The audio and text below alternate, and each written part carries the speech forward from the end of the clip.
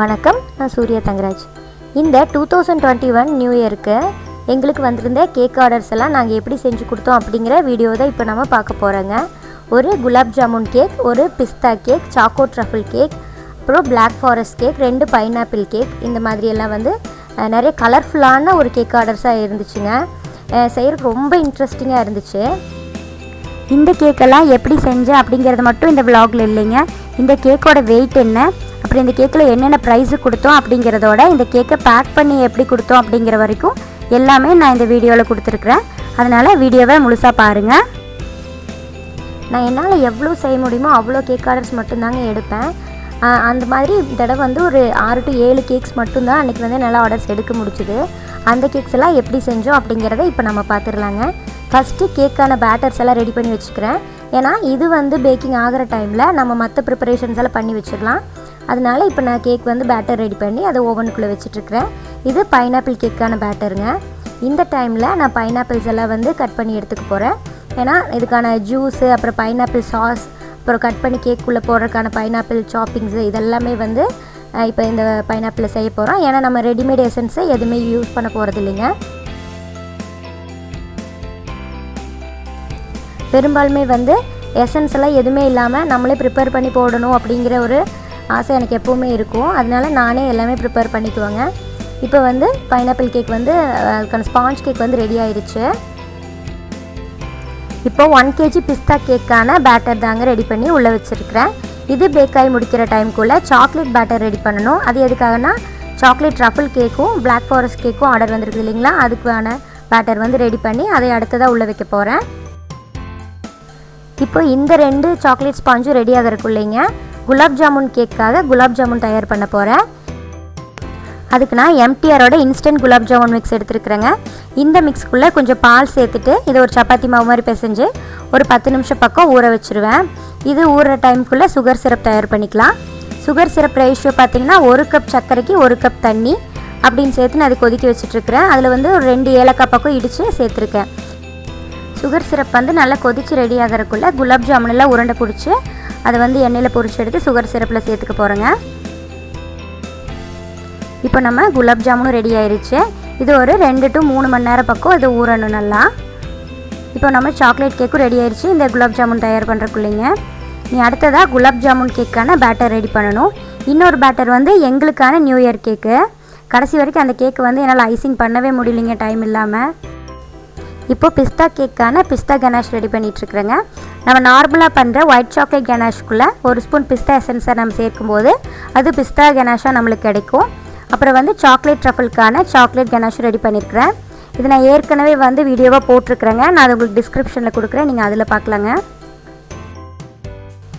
இப்போது எல்லா கேக்கான ப்ரிப்ரேஷன்ஸ் எல்லாமே முடிஞ்சிருச்சுங்க. இனி ஒவ்வொரு கேக்காக நம்ம வந்து க்ரம் கோட் பண்ணி வச்சிடலாம். நான் ஃபஸ்ட்டு பண்ண போகிறது பிஸ்தா கேக்குங்க. அதுக்கு பிஸ்தா கனாஷ் ரெடி பண்ணோம் இல்லைங்களா, அது சாப் பண்ண பிஸ்தா, அப்புறம் பிஸ்தா ஸ்பாஞ்சு, பிஸ்தா மில்க்கு, அப்புறம் விப்பிங் க்ரீம் இதெல்லாமே எடுத்து வச்சுருக்கிறேன். இப்போ நம்ம எடுத்து வச்சுருக்க பிஸ்தா ஸ்பாஞ்சை 3 லேயராக கட் பண்ணிக்கிறேன்.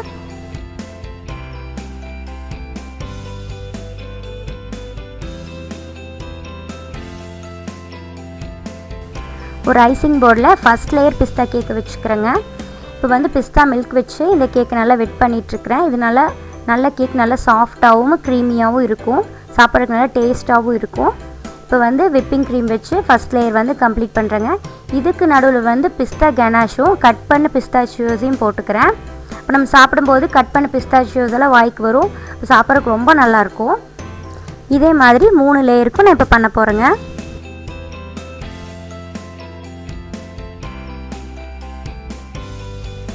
இப்போது இந்த கேக்கான 3 லேயரும் கம்ப்ளீட் பண்ணதுக்கப்புறம் ஒரு க்ரம் கோட்டிங் மட்டும் முடிச்சுட்டு ஃப்ரிட்ஜில் வச்சுருவேங்க.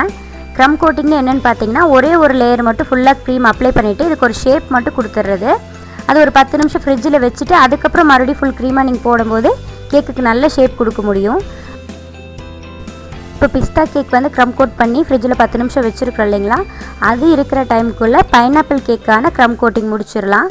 அதுக்கு வந்து பைனாப்பிள் கேக்கை 3 லேயராக கட் பண்ணிவிட்டு ஒவ்வொரு லேயர்லேயும் வந்து பைனாப்பிள் ஜூஸ் வச்சு இந்த லேயர்ஸ் எல்லாம் வெட் பண்ணி எடுத்துருவேங்க. அப்புறம் அதுக்குள்ளே வந்து க்ரீம் வச்சுட்டு அப்புறம் வந்து நம்ம வீட்லேயே ரெடி பண்ண பைனாப்பிள் சாஸ் அதையும் ஒரு லேயர் உள்ளே அப்ளை பண்ணிவிட்டு கட் பண்ண பைனாப்பிள்ஸையும் உள்ளே போட்டு ஒரு லேயர் கம்ப்ளீட் பண்ணிடுவேன். இதே மாதிரி மூணு லேயர்லேயும் வந்து நான் பண்ணி முடிக்க போகிறேங்க. பைனாப்பிள் கேக்கோட ப்ரிப்பரேஷன் வீடியோ ஃபுல்லாகவே இதுக்கு முன்னாடி நான் ஒரு தடவை கொடுத்துருக்குறேங்க. அதோட வீடியோட லிங்க்கை வந்து நான் உங்களுக்கு டிஸ்கிரிப்ஷனில் கொடுக்குறேன். உங்களுக்கு வேணுன்னா நீங்கள் அதில் போய் பார்த்துக்கலாம்.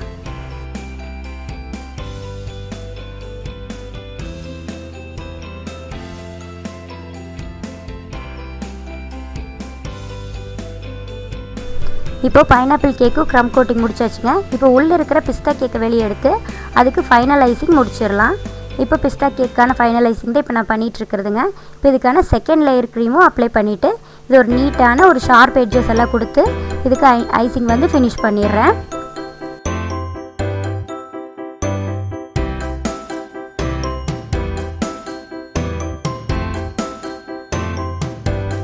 இப்போ நம்ம கேக் வந்து ஒரு நல்ல ஷார்ப்பான எட்ஜஸ் கிடச்சி நீட்டாக இருக்குதுங்க. இதுக்கு மேலே பிஸ்தா கனாஷ் ரெடி பண்ணி வச்சுள்ளுங்க. அதை வந்து ஒரு ட்ரிப்பிங் மாதிரி பண்ணிக்கிறேன்.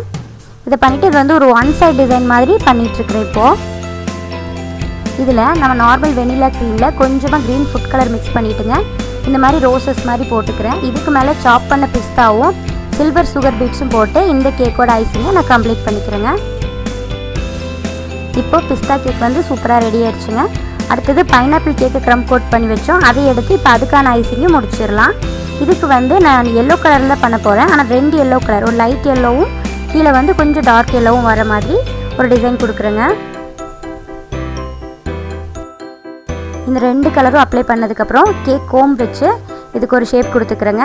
இதுக்கு மேலே எல்லோ கலர் க்ரீம் வச்சு ரோசஸ் மாதிரி போட்டுக்கிறேன்.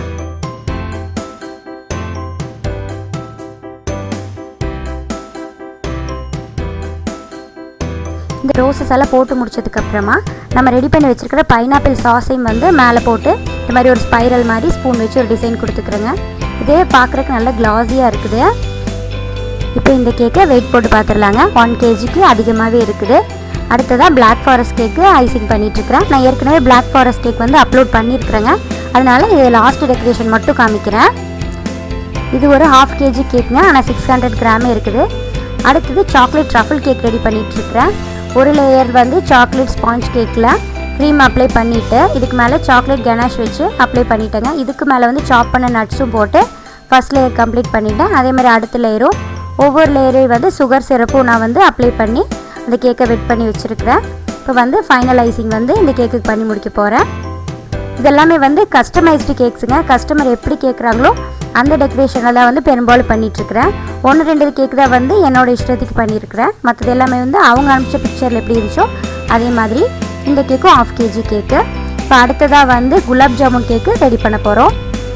நம்ம குலாப் ஜாமுன் கேக் வந்து குலாப் ஜாமுனில் இருக்கிற சிரப் வச்சே வந்து இந்த கேக்கை வெட் பண்ணிக்கிறேன்.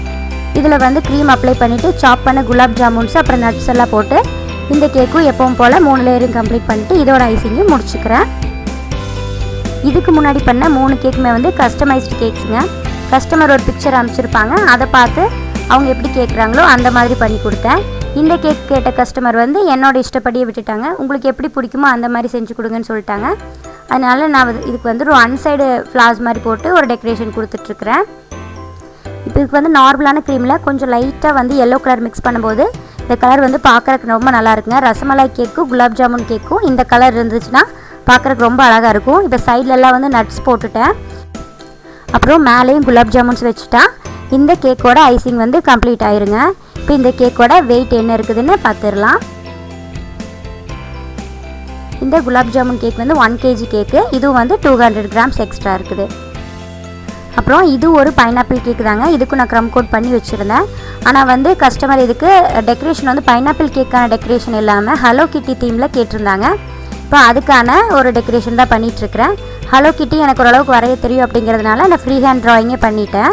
இதை வந்து சாக்லேட் கனாஷ் வச்சு இதுக்கு அவுட்லைன் கொடுத்துட்டு உள்ளுக்குள்ளே அதுக்கான கலர்ஸ் எல்லாம் கொடுக்கும்போது பார்க்குறக்கு ரொம்பவுமே அழகாக இருக்குது.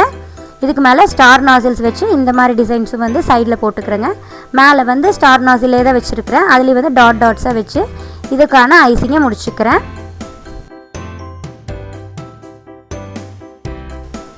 இப்போ ஹலோ கிட்டி தீம்லான பைனாப்பிள் ஃப்ளேவர் கேக்கும் ரெடி ஆயிடுச்சுங்க. இப்போ இது எல்லாமே வந்து நம்ம பேக் பண்ணிடலாம்.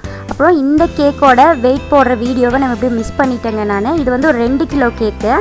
இப்போது இதெல்லாம் பேக் பண்ணுற வீடியோ காமிச்சதுக்கப்புறமா ஒன்றொன்னோட ப்ரைஸையும் இப்போ நம்ம 1 by 1 பார்த்துடலாம்.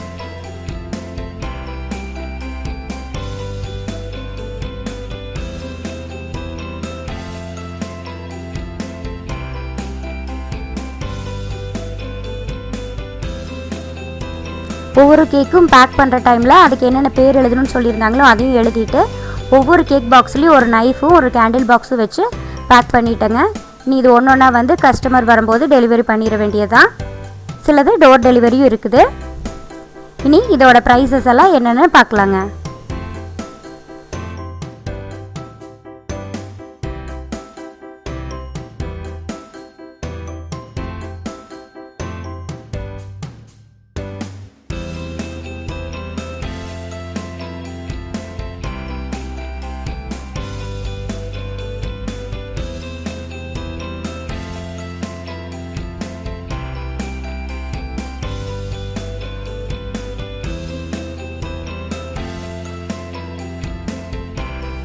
இந்த வீடியோ உங்களுக்குலாம் பிடிச்சிருக்குன்னு நம்புகிறேன். சீக்கிரமாகவே நான் உங்களை அடுத்த வீடியோவில் சந்திக்கிறேன். நன்றி, வணக்கம்.